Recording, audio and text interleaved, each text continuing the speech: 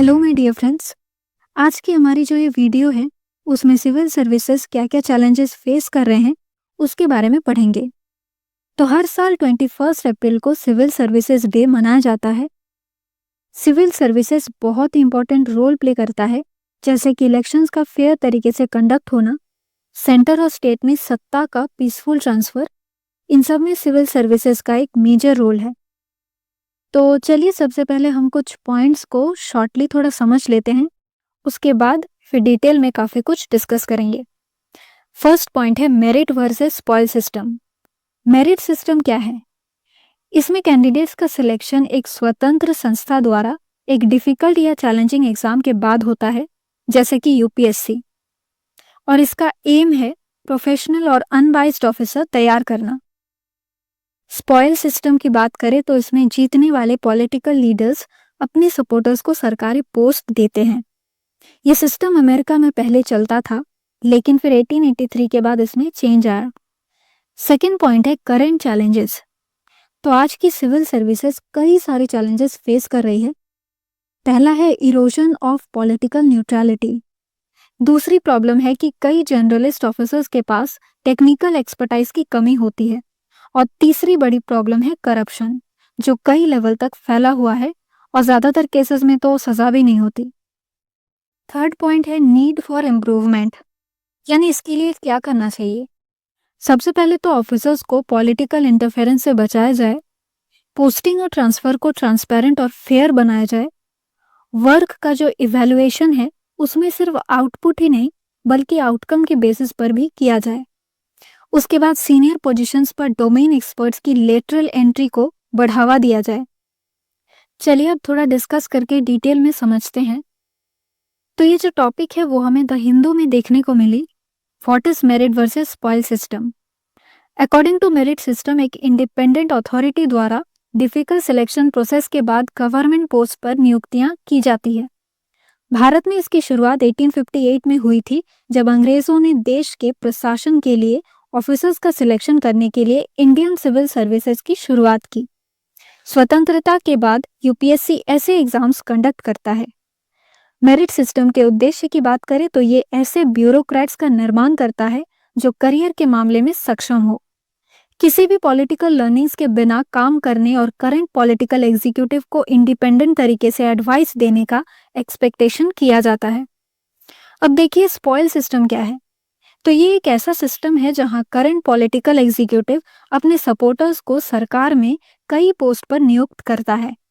इसकी उत्पत्ति अमेरिका में हुई और यह 1883 तक कंटिन्यू रहा, जब इसे मेरिट सिस्टम द्वारा बदल दिया गया। तो आई होप यहाँ तक आप अच्छे से समझ गए होंगे कि मेरिट और स्पॉइल सिस्टम है क्या। तो फिर अब आगे बढ़ते हैं, सिविल सर्विसेज का रोल क्या है। तो इन्होंने हमारे डेमोक्रेटिक सिस्टम के प्रशासन में इम्पॉर्टेंट योगदान दिया है।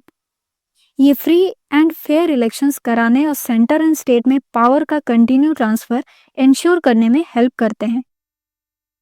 तो ऐसे कई सारे एग्जाम्पल्स हैं जब राज्यों में प्रेसिडेंट्स रूल लगाया गया और सिविल सर्विसेज ने ऐसे समय में अनइंटरप्टेड एडमिनिस्ट्रेशन इंश्योर किया है। डेवलपमेंट के मामले में वे इंस्टीट्यूशनल नॉलेज का भंडार है और पॉलिसी मेकिंग में रूलिंग गवर्नमेंट्स को एडवाइस देते हैं और पॉलिटिकल एग्जीक्यूटिव द्वारा बनाई गई पॉलिसीज को लागू भी करते हैं। और पब्लिक ब्यूरोक्रेसी के प्रशासनिक कार्यों में प्रोग्राम्स को मॉनिटरिंग करना, लॉज, रूल्स एंड रेगुलेशंस बनाना भी इसमें शामिल है। यानी कि जितनी भी एक्टिविटीज है वो सिविल सर्वेंट्स के आगे पीछे ही घूमती है, चाहे कोई भी इंपॉर्टेंट सर्विसेज कंडक्ट करना रहे या कोई रिलीफ टाइप ऑपरेशंस प्रोवाइड करना हो, तो ये सारी चीजें सिविल सर्वेंट्स को लेकर ही है।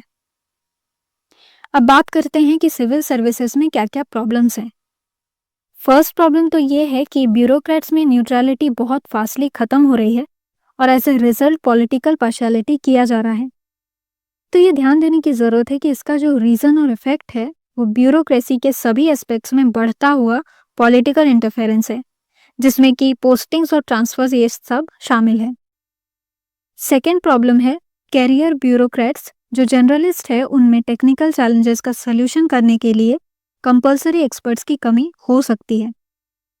और थर्ड ये है कि ब्यूरोक्रेसी के सभी लेवल्स पर करप्शन भी है जो ज़्यादातर पनिश्ड नहीं होता।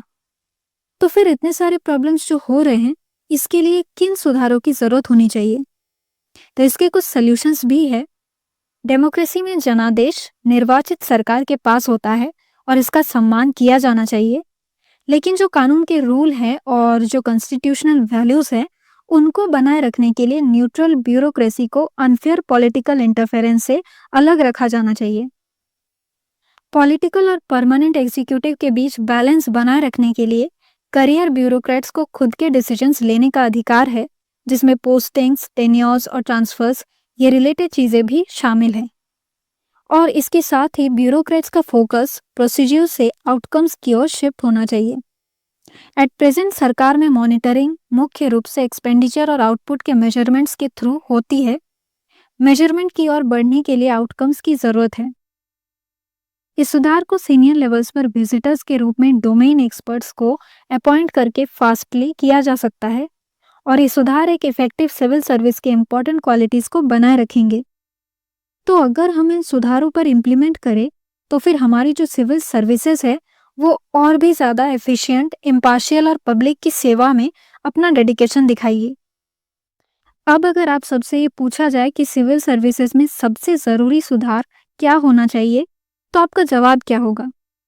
ये हमें कमेंट करके ज़रूर बताइए, और साथ ही इस वीडियो को लाइक, शेयर और चैनल को सब्सक्राइब करना ना भूलें।